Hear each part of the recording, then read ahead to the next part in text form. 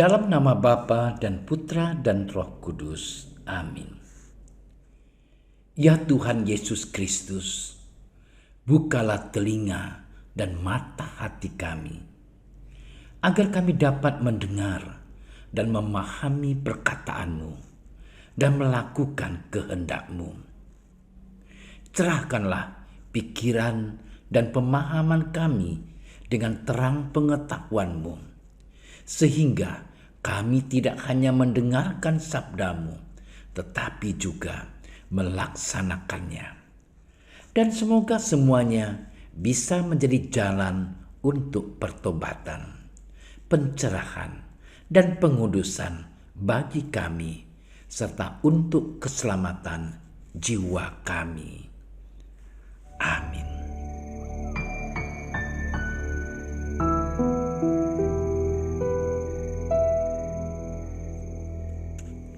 Dalam khotbah di bukit, Yesus berkata, "Janganlah kamu menyangka bahwa aku datang untuk meniadakan hukum Taurat atau kitab para nabi.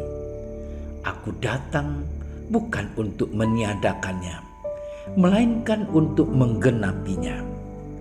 Karena aku berkata kepadamu, sesungguhnya selama belum lenyap langit dan bumi ini, satu iota atau satu titik pun tidak akan ditiadakan dari hukum Taurat sebelum semuanya terjadi. Karena itu, siapa yang meniadakan salah satu perintah hukum Taurat, sekalipun yang paling kecil, dan mengajarkannya demikian kepada orang lain, ia akan menduduki tempat yang paling rendah di dalam kerajaan surga. Tetapi siapa yang melakukan dan mengajarkan segala perintah-perintah hukum Taurat, ia akan menduduki tempat yang tinggi di dalam kerajaan surga." Demikianlah Injil Tuhan.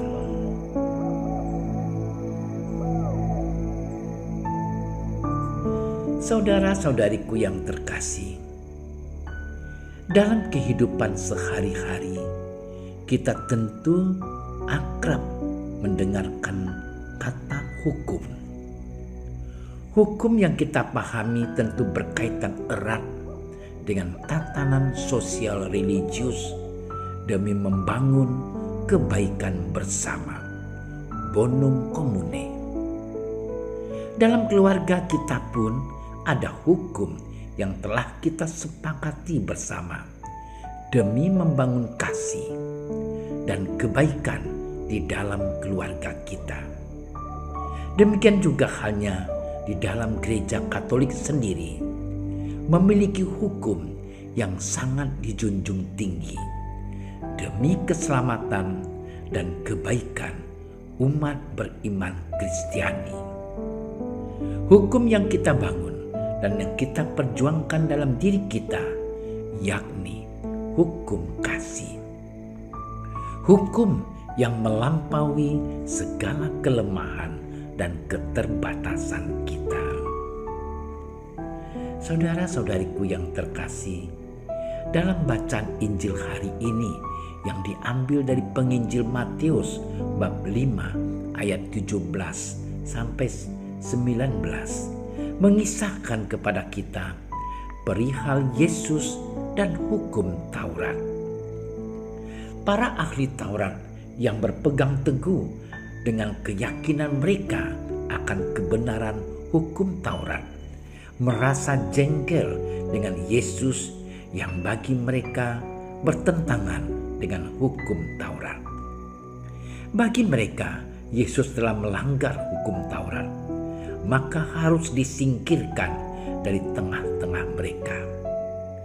Sikap dan tindakan para ahli Taurat justru mendatangkan pertentangan di antara mereka sendiri.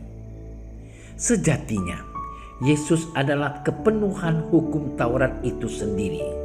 Mereka tolak Bahkan dia dianggap dengan kuasanya mau meniadakan hukum Taurat. Pemahaman ini justru sangat keliru di kalangan para ahli Taurat. Namun Yesus tetap berpegang teguh pada kebenarannya. Bagi Yesus, hukum Taurat tidak memiliki arti jika dipandang sebagai peraturan keagamaan saja. Yesus menegaskan kepada kita bahwa yang paling penting dalam hukum Taurat bukanlah menjaga kemurniannya, tetapi bagaimana kita menghayati dan menghidupinya dalam hidup harian kita dan mewujudkannya dalam perbuatan-perbuatan kasih. Hukum Taurat akan bermakna apabila kita dalam sikap atau tindakan hidup kita mencerminkan tindakan kasih dan kebaikan demi membangun kebaikan bersama dalam kehidupan keluarga maupun dalam komunitas kita. Saudara-saudari yang terkasih, mari kita bertanya pada diri kita masing-masing. Apakah dalam kehidupan kita sehari-hari kita sudah mentaati kewajiban yang telah ditetapkan bersama demi membangun kebaikan bersama, baik dalam keluarga, komunitas, maupun dalam gereja? Atau justru kita yang menjadi pelanggar hukum itu sendiri?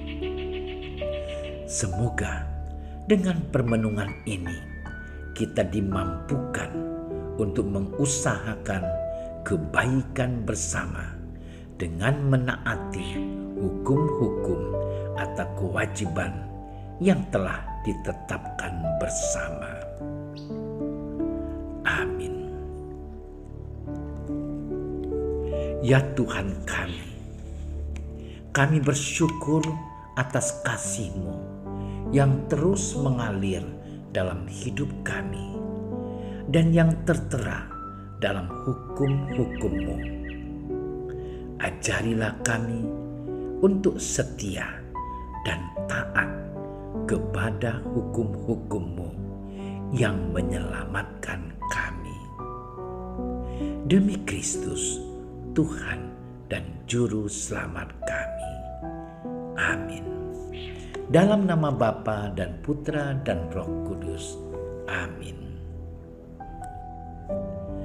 Doa Santo Yusuf. Salam penjaga Sang Penebus, suami perawan Maria yang terberkati. Kepadamu Allah mempercayakan putra tunggalnya. Kepadamu Maria menaruh kepercayaannya. Bersama denganmu Yesus menjadi manusia. O Yusuf yang terberkati, perlihatkanlah dirimu sebagai seorang bapa juga bagi kami, dan bimbinglah kami di sepanjang perjalanan hidup. Perolehkanlah bagi kami rahmat, belas kasih, dan keberanian, dan lindungilah kami dari segala yang jahat. Amin. Bapa kami yang ada di surga, dimuliakanlah namamu, datanglah kerajaan-Mu, jadilah kehendak-Mu di atas bumi seperti di dalam surga. Berilah kami rezeki pada hari ini, dan ampunilah kesalahan kami, seperti kami pun mengampuni yang bersalah kepada kami. Dan janganlah masukkan kami ke dalam percobaan, tetapi bebaskanlah kami dari yang jahat. Amin. Salam Maria, penuh rahmat, Tuhan sertamu. Terpujilah engkau di antara wanita, dan terpujilah buah tubuhmu Yesus.